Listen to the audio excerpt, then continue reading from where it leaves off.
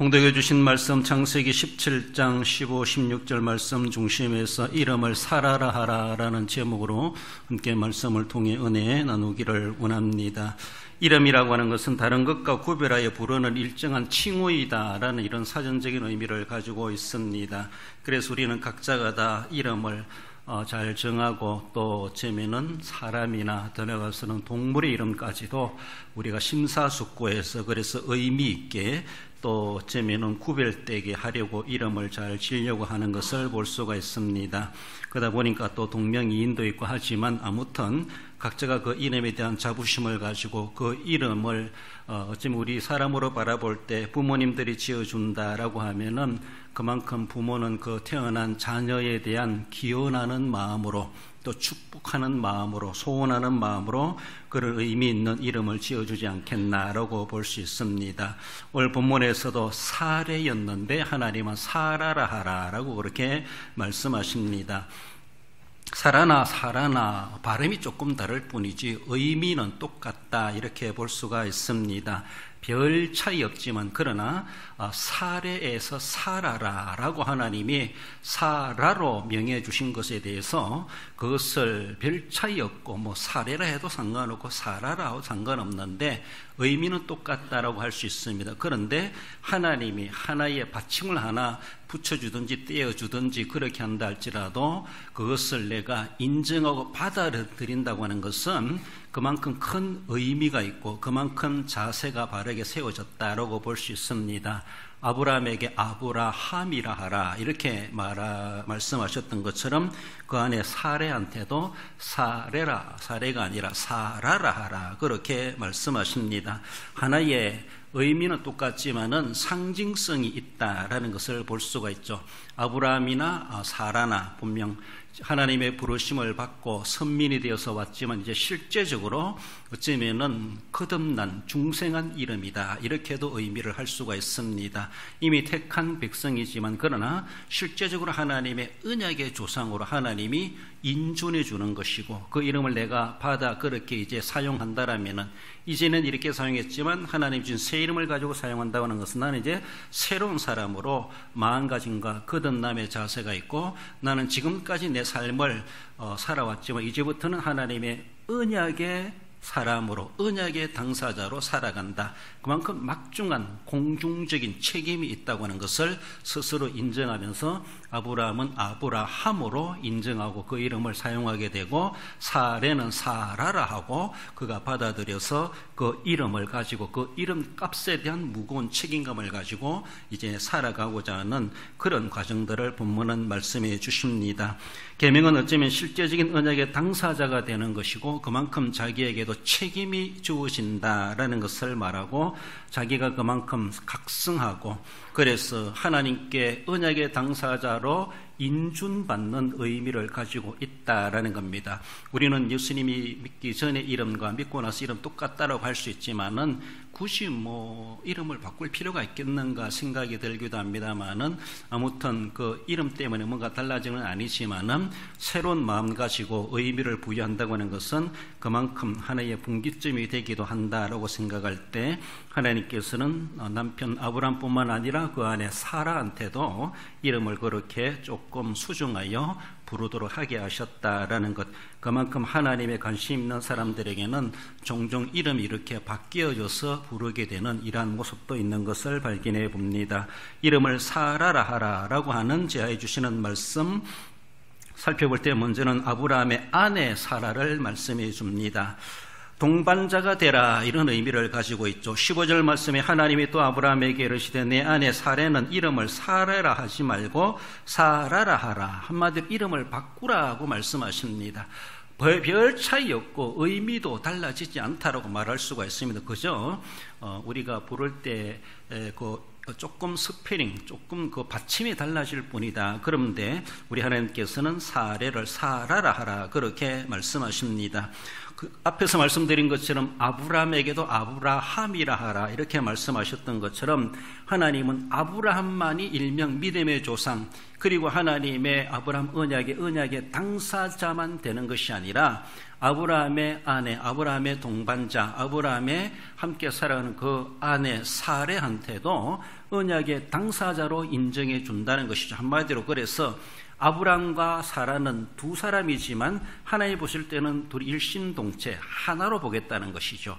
아브라함이나 사라를 하나로 보가지고 함께 하나님의 언약의 똑같은 당사자로 하나님은 그렇게 두 남자와 여자, 남편과 아내 둘을 다 하나로 보시겠다. 그래서 아브라함의 언약은 곧 사라의 언약이고 사라와 말씀하신 것은 아브라함도 책임이 있다. 그래서 부부는 일심동체 이렇게 말하는 것처럼 하나님께서 그래서 사레한테도 이름을 사라라 그렇게 바꾸게 하셨습니다. 결코 사라는 어쩌면은 아브라함만을 위하여 있는 것이 아니라 하나님의 언약의 아브라함만큼이나 당사자가 되고 하나님의 언약의 말씀에 따라서 아브라함만 순종해도 되는 것이 아니라 사라도 함께 순종하는 자가 되어야 되고 하나님의 뜻을 함께 동력해 가는 자가 되어야 된다라는 것이죠.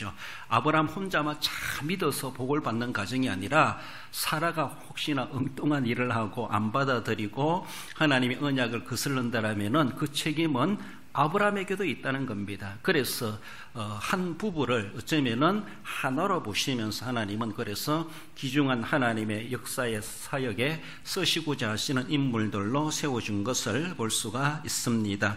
그래요. 아브라함의 아내는 부부 일심동체라고 말할 수가 있습니다. 하나님은 이미 창세 때부터 가정을 세우시고 아담과 하와를 가정을 부부로 삼아주시고 그래서 한 몸을 이룰지라라고 하며 한 가정을 이루게 하신 어쩌면 상당히 거룩하고 신성하다 할 만한 그런 가정 제도를 하나님이 세우셨습니다. 하나님이 세우신 이 지상의 가장 거룩한 기관으로 본다라면은 가정이란 기관이 있고 교회란 기구가 있다 이렇게 말합니다. 그래서 하나님은 가정에 관심이 많으시고 또한 예수님이 피로 값지고 세우신 교회에 관심이 많으신 우리 하나님이시다라는 것이죠.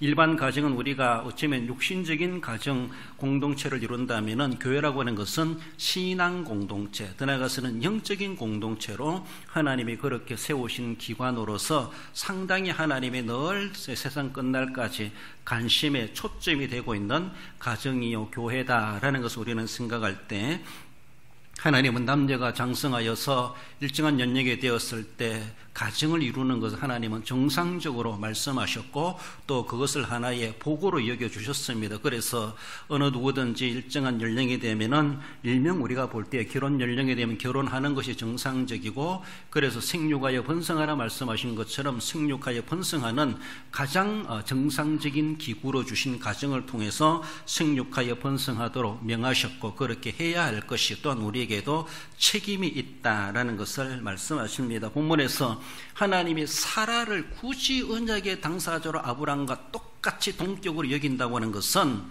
하나님은 사라가 꼭 필요하다는 겁니다. 그렇잖아요? 하나님 아브라함에게 하늘의 별과 같은 아들을 주시겠다 했는데 아브라함이 어떻게 낳습니까? 그러니까 사라가 필요한 거예요. 아무튼 이런 모습에서라도 하나님의 언약을 이루어가는 데 있어가지고 일명 남자 혼자로 되는 게 아니라는 것이죠. 그래서 정상적인 가정인 아내 사라를 아브람과 동격하며 함께 하나님의 언약에 책임 있는 당사자로 동격으로 하나님은 그리고 하나로 보시겠다라는 그런 모습에서 아브람만 이름 고치는 것이 아니라 사레한테도 사라라 그래서 이름을 고치게 하셨다라는 것입니다. 그래서 이제는 실제적으로 명실상부한 우리로 보면은 세례받은 사람이요 진짜로 이제 예수님을 믿는 영접을 믿는 신앙을 고백한 사람이고 정말로 기성 성도로서 살아가는 그 명분을 얻게 된 것이다. 이름을 바꿈으로 인해서 그런 상징성을 가지고 있다는 것을 볼 수가 있습니다. 여러분들 아브라함의 아내는 부부 일심동체로 하나님의 언약의 동반자요 아브라함의 일이 곧 사레의 일이라고 하는 것을 말씀하고 하나님이 아브라함에게 뭔가 계시하신 것 독자 이삭을 모리아산에 가서 바치라 아브라함만 받았을지 모르지만은 그것을 사라가 못 들었다 할지라도 사라는 방해할 수가 없는 겁니다. 똑같이 받은 명령과 다를 바가 없는 하나님의 언약을 이루어가는 동반자가 되어야 된다는 것. 그만큼 부부는 일심동체가 되어야 된다라고 하는 것을 우리는 볼 수가 있습니다. 아브라함에게도 후처들이 있어요. 후처들이 있고 그들은 사라보다가도 먼저 자녀를 낳았다라고도 볼 수가 있습니다. 그렇잖아요. 이스마엘이 벌써 이삭보다 14살이나 앞서 있잖아요. 그러다 할지라도 그 여인들을 언약의 동반자로 하나님은 인정하지 않았습니다.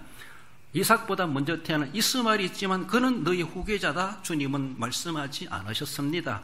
무자한 이 사라한테 이름을 사라라 하라. 그리고 나는 너의 아내를 통해서 하나님께서는 언약의 아들을 얻게 하시겠다, 이어가게 하시겠다, 그렇게 말씀하십니다.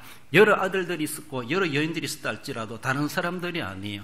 내가 언약의 당사자, 어찌면 아브라함의 언약의 동반자로 내가 인정받는다고 하는 것은 하나님이 인정하시는 정상적인 부부지간이라는 것이죠. 그래요. 하나님께 인정받는다는 것이 얼마나 귀한지 몰라요. 세상적으로 법적으로는 뭐 그렇게 그 당시 그들이 일부 다 처제로 호적에 등록되고 이름이 올라간다 할지라도 그러나 하나님의 언약의 당사자로 바라볼 때는 다른 하갈이나 다른 여인들은 아니라는 것이죠. 거기는 아들들은 아니라는 것이죠.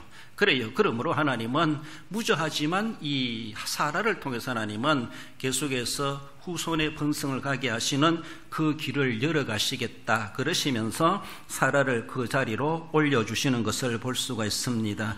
부부 생활에서도 보면 혼연일체 이런 말을 있어요. 말을 만든다면은 혼연일체가 있는가 하면은 혼연이체도 있다 이렇게 말할 수 있어요. 앞에서 말씀드린 것은 일심동체가 되어야 되는데 혼연일체가 정상적인 모습이죠. 함께 하나님이 짝지어주신 결혼을 해서 한 가정을 이룬다면은 몸도 일체가 되어야 되는데 일체가 되지 못하고 한 부부로 살아가면서 한 가정에서 너는 이 방에 난 이 방에 자고 한 집안에 살면서도 이체로 살아간다. 우리의 말을 만들어 볼 때 어쩌면 혼연일체가 아니라 혼연이체도 있다 이렇게 말해 볼 수가 있어요.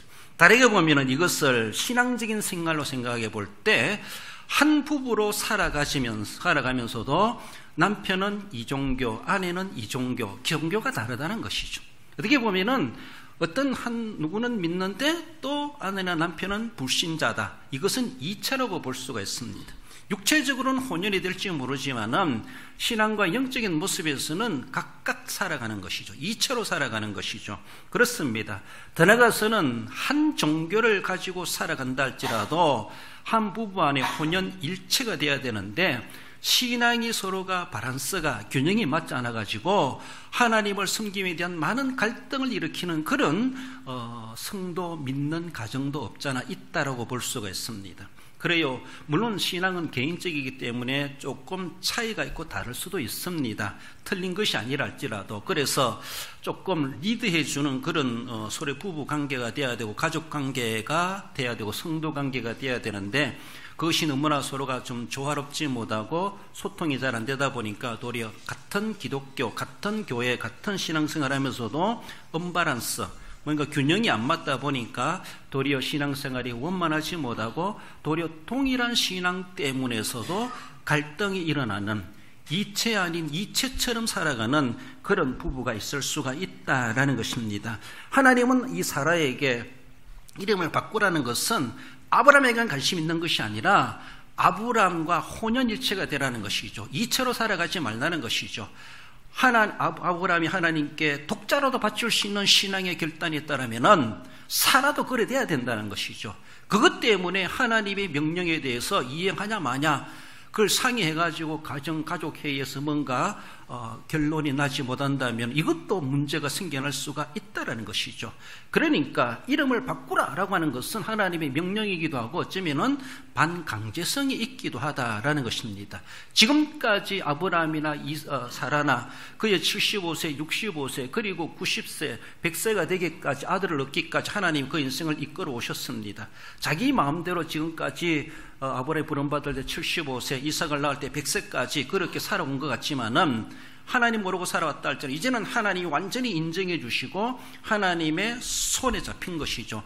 지난주에 사도 바울이 성령에 매였다라고 말하는 것처럼 이제는 자기 마음대로 살아가는 것이 아니라 그래서 안 되니까 구처를 얻어서 생산해야지 자기 마음대로 되는 것이 아니라 이제는 아니라는 것이죠. 언약을 위하여서는 사라밖에 없다. 사라다. 그래서 무제한 사라이지만은 언약의 당사자로 하나님은 거기에 세우시고 함께 아브라함과 동거동락 그리고 혼연일체 일심동체가 되도록 하나님은 명령하신 것이죠.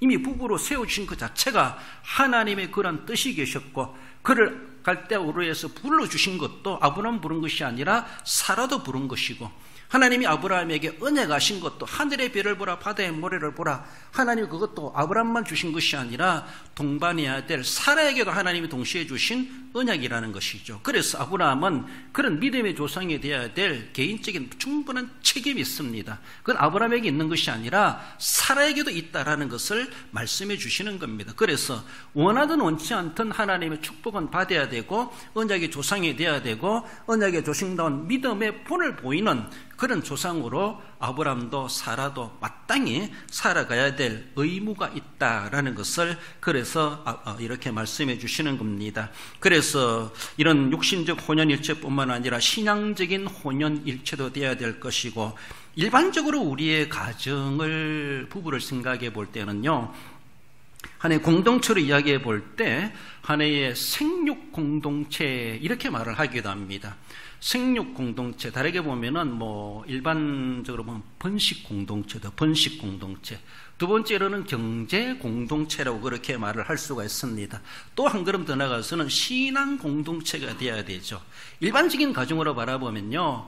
생육 공동체, 즉 번식하는 공동체로서 그 역할을 잘해가는 가정이기도 합니다. 그래서 다둥이를 두고 이런 대가족을 이루는 것은 일반적인 모습에서 하나님이신 하나의 은총이기도 하죠. 뿐만 아니라 경제 공동체, 함께 경제활동하고 또 가사일을 하든 집에 농사일을 하든 직장일을 하든 함께 가정의 재정적인 일에 대해서 함께 종사하고 수고하기를 아끼지 않는 경제 공동체. 그러나 이것은 사실은 일반적인 모습일 수 있습니다. 그러나 더 나아가서 우리는 신앙 공동체까지도 돼야 된다라는 것이죠. 부부의 관계, 부부지간 그리고 가족관계 속에서 단순한 번식하는 가정만이 아니라 경제 공동체로만 부부가 살아가는 것이 아니라 신앙도 유일하신 하나님, 진정한 우리의 구세주 예수 그리스도를 영접하는 믿음의 가정, 믿음의 가족을 이루어가는 것, 신앙 공동체를 이루어가는 것은 지극히 필요하다라는 겁니다. 그저 함께 먹고 살기 위해서 살지 그런 것이 아니라는 것이죠. 함께 살볼 뿐만 아니라 함께 손잡고 천국에까지도 더 나가서 그 나라 가서도 다시 만날 수 있는 그런 믿음의 삶을 이 세상에서 살아가도록 해야 되는 것이 하나님이 세우신 가정의 궁극적인 이상형이 아니겠는가라고 하는 것을 우리는 늘 생각해 보며 그런 가정 공동체가 되도록 늘 기도하고 늘 그저 일반 은총적인 그저 세상 사람들 지금 그 수준으로 가정과 그런 부부지간이 아니라 신앙까지도 서로가 균형이 맞고 함께 발걸음을 맞추어서 하나님의 나라에 쓰임받는 그런 동반자가 될 수 있도록 해 가야 할 것입니다.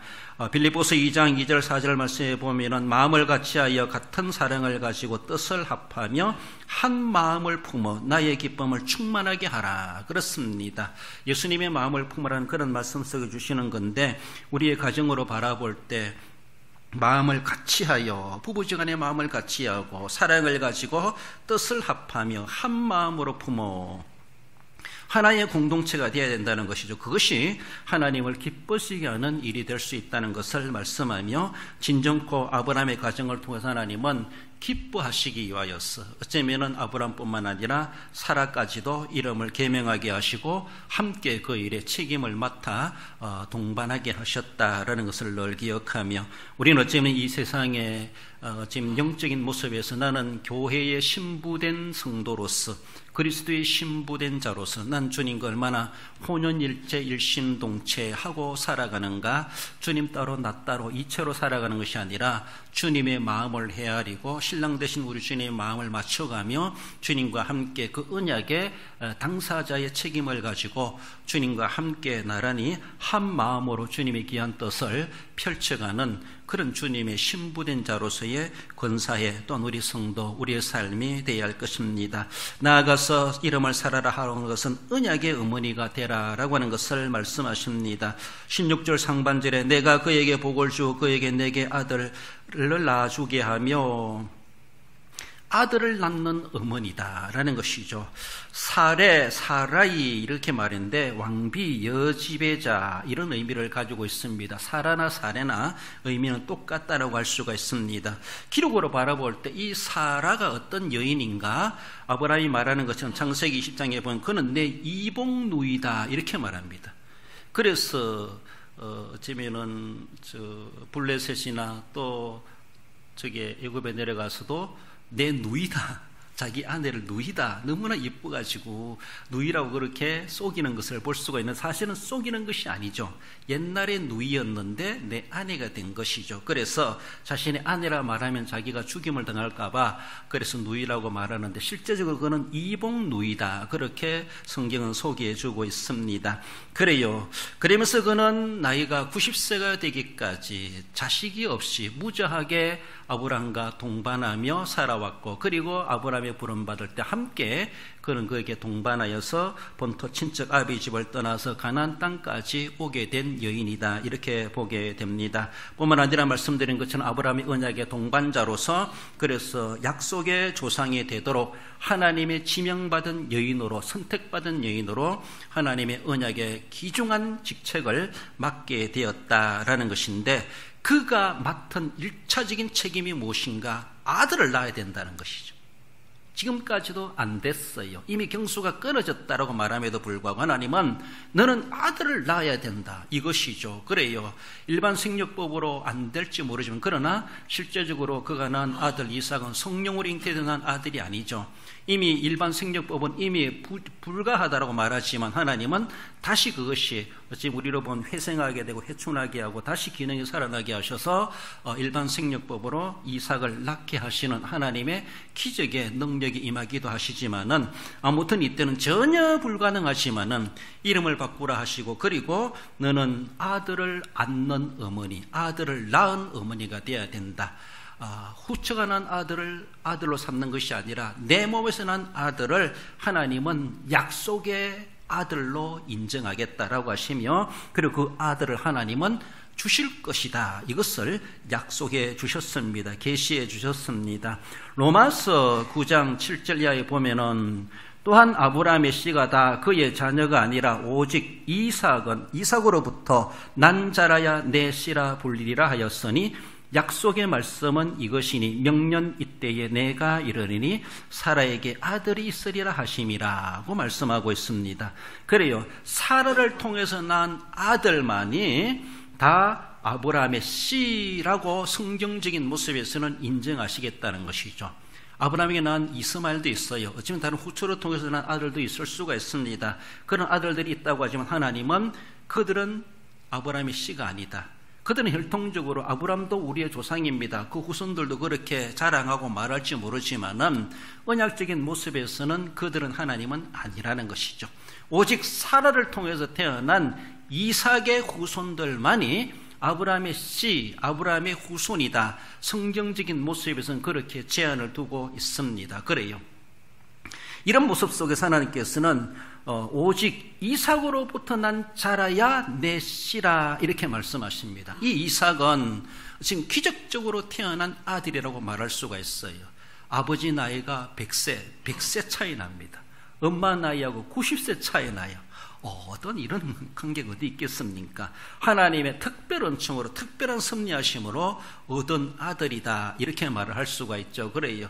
지금까지 못 낳던 90세 된 할머니가 달랑 일평생 단 아들 하나 낳는데 이삭을 낳게 되는 그 아들이 어떤 아들인가? 하나님의 언약을 상속해 가는 자로 하나님이 지명하신 아들이라는 것이죠. 그래요. 다른 아들 배다른 형제들 수십 명이 있다 할지라도 하나님은 그들의 관심이 없습니다. 단 한 사람, 늦게 낳은 이 아들 이삭에 하나는 관심이 있고, 그로 인하여서 하나님의 언약의 물줄기가 흘러가도록 그를 중심 자리에 세우셨다라는 겁니다. 오직 이삭이다라고 하는 것은 예표적인 모습에서 오직 유일하신 진리의 길, 생명의 길은 예수님밖에 없으시다. 누가 뭐란다 할지라도 하나님 이스마엘도 있고 여도 있고 여도 있고 우리도 아브라함의 후손인데요 라고 말할지 모르지만 유사한 사람들이 많아요.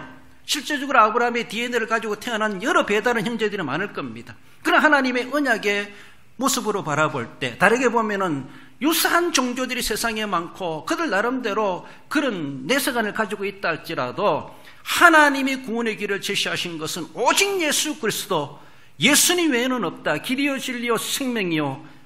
예수님께서도 하나님을 믿으니 나를 믿으라. 사람들은 다 비슷하고 다 그 DNA를 가지고 있는데 라고 할지 모르지만은 오직 구원의 길을 하나님은 제시하셨을 때는 예수님밖에 없으시다.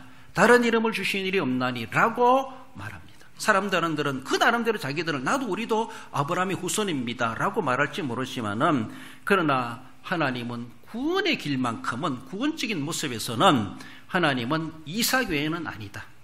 오직 예수님 외에는 아니다. 그래요. 그러므로 너희들도 영적인 이스라엘 백성, 영적인 아브라함의 후손으로서 이삭의 슬하에 들어와야 된다. 이런 의미를 말씀해 주시며 오직 이삭으로부터 난 자라야, 오직 예수로부터 거듭난 자라야 하나님의 자녀가 된다고 하는 것을 우리가 그런 모습에서도 말씀해 주십니다. 아브라함에게는 어쩌면은 여종의 하갈의 아들이 있는가 하면은 사라가 낳은 아들이 있다. 이걸 사도들은 자유하는 여자에게 난 아들이 있고 여종에 난 아들이 있다. 이렇게도 비유해 줍니다. 사라를 가리켜서 자유하는 여인이다. 그렇죠. 그러나 하갈은 몸종이죠. 종이기 때문에 자유인이 아닙니다. 그래요. 얼매에 있는 사람이에요. 그래 옛날에 그런 지금 주종관계에 있는 그런 시도로 바라볼 때, 그래서 자유하는 여인의 아들이 진정한 아브라함의 씨고 하나님의 언약의 당사자가 되고, 그리고 복음으로 거듭난 모든 이방 사람이라 할지라도 사도 바울은 자유하는 여인의 아들 이삭을 통해서 하나님의 언약이 이루어지는 것처럼 예수 그리스도를, 예수님을 구세주로 영접해 믿은 사람은 자유하는 여자 사라에게서 난 이삭의 씨를 물려받은 사람으로 하나님께서는 그렇게 인정하신다. 이것을 그런 식으로 바울은 설명해 주는 것을 신약적인 모습에서도 볼 수가 있습니다.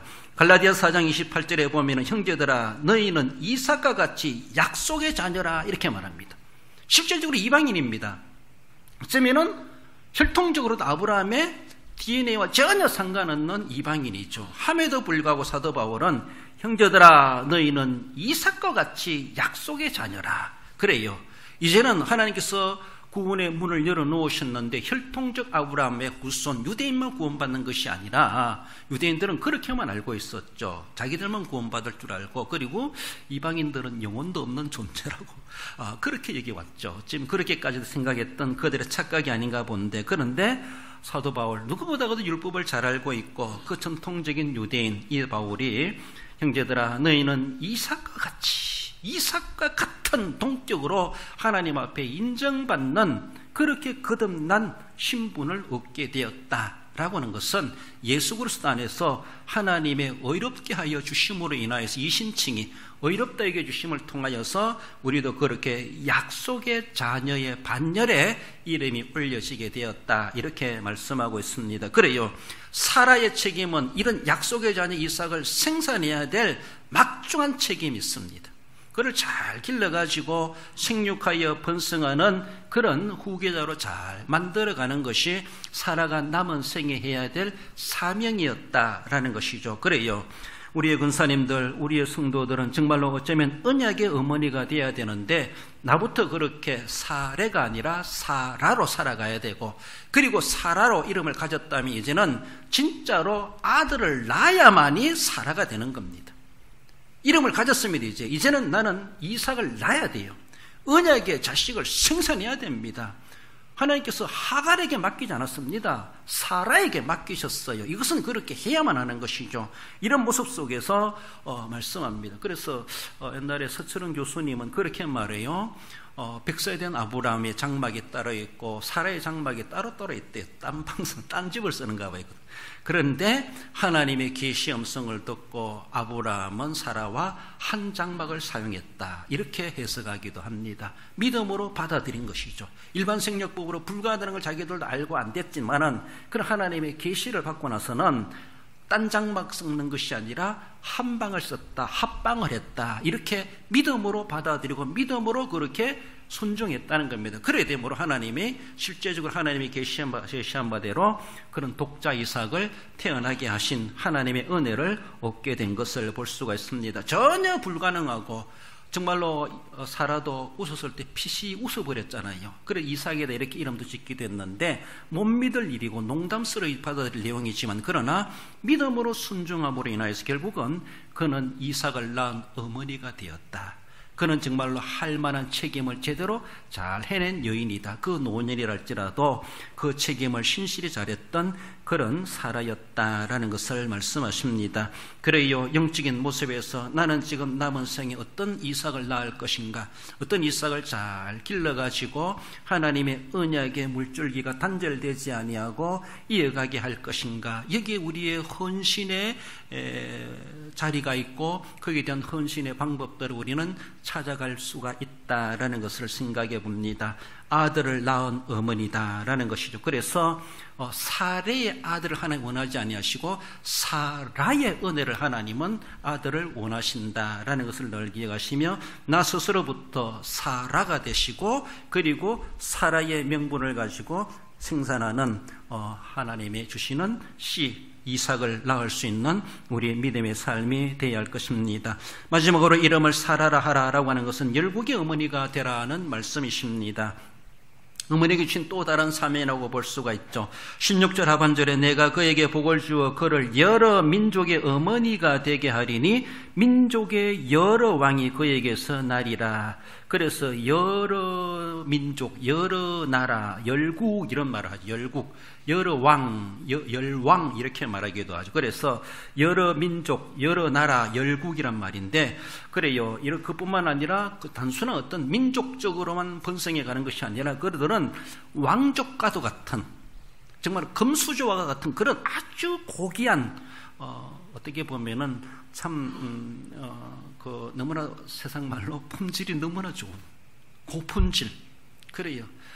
인격도 영성도 별로 바닥 그런 모습이 아니라 정말로 참 고상하다. 저 사람은 정말 진골이다, 성골이다, 금수저다. 남들이 본다 할지라도 자기가 자랑하지 않아도 이미 남들이 그래 다 알아줄 만큼 그런 사람. 그래요. 남들에게 굽신거리고 어디가 종살이 하고 억압당하고 그런 것이 아니라 어디 가든지 간에 어떤 가는 정말 머리로 한다 할지라도 어떤 풍습이나 생활로 한다 할지라도 다른 민족, 다른 사람들이 감히 흉내낼 수 없을 정도로 한마디로 왕과 같은 그런 왕국을 형성하는 그래요. 어쩌면은 그 어머니 사라는 그로 하여금 달랑 아들 하나밖에 낳지 않았지만은 그런 열국의 어머니, 열왕의 어머니. 자기를 통해서 여러 민족이 번성해 갈 뿐만 아니라 자기를 통해서 많은 왕들이 태어날 것이다 라는 것을 말씀하죠. 그래요. 신사임당 그 아들이 율곡도 유명하니까 어머니도 유명하지만은 어머니가 유명하니까 아들도 유명한 아들이겠지만은 참 그 집안은 참 모자지간에 이름이 다 났는데 아들이 아주 유명하게 되면요 그동안 몰랐던 그 집의 생가가 어디냐, 그 부모님이 누구냐. 어제 탄동에 보니까 현수막에 몇 개나 겹쳐 붙이는데 누구 무슨 시험에 합격했다라고 그런 것도 붙여야 되는가? 그러니까 가문의 자랑이라. 지금까지 그 집에 그런 딸이, 그런 사람이, 그런 아들이 있는지 몰랐어. 그리고 또 그 한 아들이 잘 되니까 그 가문이 그 부모님의 이름까지도 현수막에 써붙여주고 누구 집안에 누구의 손자까지도 이야기하고 이렇게 하면서 드러나는 것을 볼 수가 있죠. 그래요. 이 사라로 통해서 태어나는 아들들이 남들이 볼 때는 현찮은 것 같고 그런 흠모하는 것이 없는 것 같이 모르지만은 시대가 가면 갈수록 거기에서 수많은 인재들이 태어나고 세계를 주름잡는, 세계에 정말 어느 누구도 빼놓을 수 없는 그런 위치에 있는 그런 인물들이 거기서 탄생된다는 것이죠. 그래요. 그런 후손을 둔 어머니가 될 것이다. 그래요. 얼마나 귀한 존재인지 몰라. 그래서 이 사라라고 하는 이 여인이 역사적인 앞으로 인류사에 얼마나 큰 공헌을 할 만한 위대한 어머니가 되겠는가. 그 후손들을 보면서 그 조상 어머니를 자랑하게 되고 어머니가 다시 부각시키게 되고 새롭게 조명빨을 받는 이러한 모습이 되고야 된다라는 것입니다. 거꾸로 한다라면은 후손들이 망나니가 되고 뭔가 실패자가 생겨난다면 그 집이 누구냐 뭐 이렇게 하면서 또 손가락질 받는 모습이 되겠지만은, 그러나 오늘 본문에서 사례가 사라가 되었을 때 그는 정말로 위대한 어머니가 되겠다라고 하는 것을 하나님은 그렇게 말씀해 주십니다. 히브리서 11장 11절에 보면은 믿음으로 사라 자신도 나이가 많아 단산하였으나 잉태할 수 있는 힘을 얻었으니 이는 약속하신 이를 미쁘신 줄 알았음이라. 믿음장이죠. 믿음으로 하면서 이 사라에게 어떤 믿음입니까? 단산하였으나 그런 잉태할 수 있는 힘을 얻었어. 하나님의 계시를 받고 나서 나도 아들을 낳을 수 있다. 내 힘으로 낳는 것이 아니라 하나님이 낳게 하신다. 그걸 미쁘신 줄 알았음이라. 이 미쁘신 말은 믿음이란 말입니다. 피스토스, 믿었다 이 말입니다. 하나님의 신실하심에 대해서 그는 믿음으로 받아들였습니다. 그래서 믿음대로 될지어다 말씀하시는 것처럼 하나님이 약속하신 그것을, 계시의 말씀을 정말로 이해할 수 없는 일이고 있을 수가 없는 일이고 웃어버릴 수밖에 없는 그런 이야기처럼 들리지만은 그런 그것을 결국은 히브리서 기자는 믿음으로 받아들였다. 그래서 어쩌면 예수님의 선언대로 믿음대로 된 것이다. 이렇게 말씀해 주고 있습니다. 그래요. 우리는 도저히 우리 계산으로 생각할 거 아니고 과학적으로, 의학적으로 이 세상에 뭐 상식적으로 계산하면 안 되지만, 그러나 믿음은 그것을, 모든 것을 초월합니다. 우리의 믿음은 그래요. 그래서 금보다 귀한 믿음이고, 이 믿음을 가진 여인이죠. 사라가 되었을 때 가질 수 있는 믿음도 가질 수가 있고, 믿음의 그릇이 얼마나 큰지 정말로 상상을 초월할 만큼 그런 여인으로 변화되는 것을 볼 수가 있습니다. 베드로전서 3장 6절에서도 사라가 아브라함을 주라 칭하여 순종할 것 같이라고 말하며, 이 정도 사라가 아직 자기 눈에 아무것도 안 보이지만은 하나님은 열국의 어머니로 삼겠다. 너로 해서 여러 왕들이 날 것이다. 이 정도 하면은 뭐 데뷔마마 뺨치는 권위가 있죠. 내 아들이 누군데? 라고 하면 내게는 이런 왕도 저런 왕도 이런 영웅도 막 수많이 손꼽을 수도 없는 수많은 후손들을 제시해가면서 나는 그런 여자야 라고 하며 한마디로 떳떳하고 어디 가도 자신만만하고 어디 가도 아주 도도할 수가 있고, 그리고 그 모든 생활이 아주 호화롭게 내가 누군데 라고 하며 어디 가도 기죽지 않는 참 호화롭게 보이고 우아하게 보이고 그렇게 아주 고품질 나는, 그렇게 어쩌면은 교만한 모습이 드러낼 수 있었는데, 그러나 사라는 완전히 생활로 봐서는 정말로 아브라함을 주라 칭할 만큼 아브라함의 설화에 완전히 엎드려서 아브라함이 적극적으로 묵묵히 말없이, 말이 없다는 것은 그만큼 속으로 쏘가리 한다는 거예요. 속으로 운다는 거예요. 속으로, 밖으로 표출 안 했지만 속으로는 얼마나 애간장이 높고 힘들고 고달프고 외롭고 쓸쓸하고 고달프겠는가. 그러면서 사라가 아브라함을 주라 칭하면서, 이런 열왕을 둔 어머니가 아브라함을 주라 한다라면 아브라함은 얼마나 높은 사람일까? 이렇게도 볼 수가 있죠. 어쩌면 아브라함을 하나님 대하듯 이런 내조, 이렇게 그 일에 협조해 갔던 이 사라의 아름다운 모습을 볼 수가 있습니다. 자신의 고고함과 떳떳함과 도도함을 드러내는 것이 아니라, 그렇게 할 수 있어도 누가 뭘 할 사람 없지만은 한다 할지라도, 그러나 정말로 낮은 자리에서 그렇게 지극히 말없이 묵묵히 남편이 결정하면은 하나님의 계시받고 하겠지, 기도하고 하겠지, 그래서 심사숙고하고 결정하겠지, 가족들을 위해서 하는 것이겠지, 하나님의 뜻을 위해서 하시겠지라고 하며 도저히 이해 안 된다 할지라도 어쩌면은 그렇게 주라 칭하면서 순종했다라고 사도 베드로는 베드로서를 통해서 우리에게 그렇게 보여주고 있습니다. 남편에 대한 순종적인 태도요, 정말로 이 아내로서의 모든 성도 아내들의 본이 되어지는 여인으로 제시될 수가 있습니다. 사라는 아들 한 명이지만은 그에게는 열국의 어머니가, 그는 모든 후손들의 우리의 조상 아브라함 자랑할 만큼 우리의 어머니는 사라입니다 라고 그 모든 정말로 사라가 얼굴 보지도 못한 후세대들마저도 그 어머니 사라를 그렇게 인정하고 자랑하지 않았겠는가. 그래요, 큰 어머니가 되었고, 우리를 보면 정말 통 큰 어머니, 그렇게 통이 큰 열왕들을 품을 수 있는, 열왕들을 품는다는 것은 왕의 한 사람에게 그게 딸린 백성의 수만 명이 되는 것이죠. 그들의 모든 그들의 국모 역할하는, 열국의 국모 역할하는 이런 역할, 그렇게 한 사람이고 가냘픈 여인이지만은 그러나 그만큼 참 국모로서, 통 큰 엄마로서, 큰 엄마로서, 이렇게 만인의 엄마로서 그렇게 역할을 해가는 여인상을 우리에게 보여주고 있습니다. 이것이 정말 우리가 어쩌면 여성으로서도 배워야 되겠지만 성도로서도 우리가 본받아가야 될 그런 아름다운 승김의 모델이 아니겠나라고 볼 수 있습니다.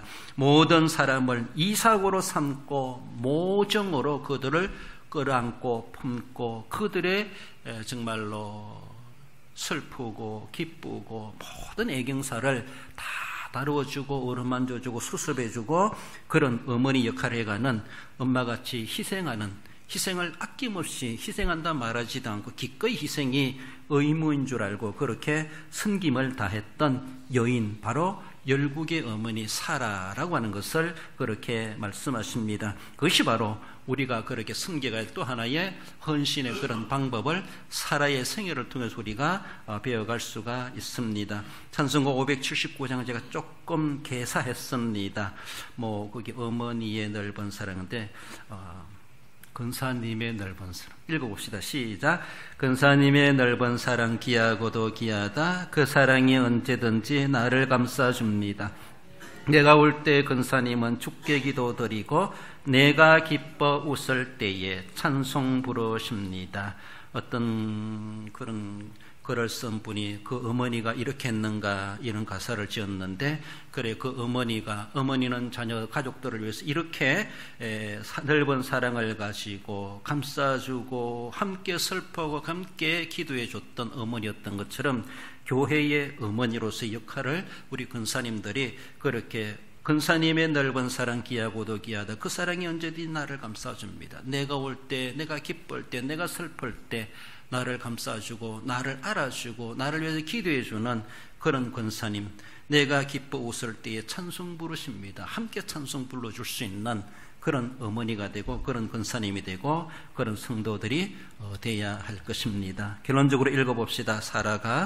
사라가 언약의 조상 아브라함의 동반자 됨같이 예수 그리스도의 신부요 동반자로서 언약의 어머니가 되며 열국의 어머니같이 되어 거룩한 모정으로 헌신하는 다하는 성도가 됩니다. 이런 우리 권사님들, 우리 모든 성도 여러분들 되시기를 주님의 이름으로 축원드립니다.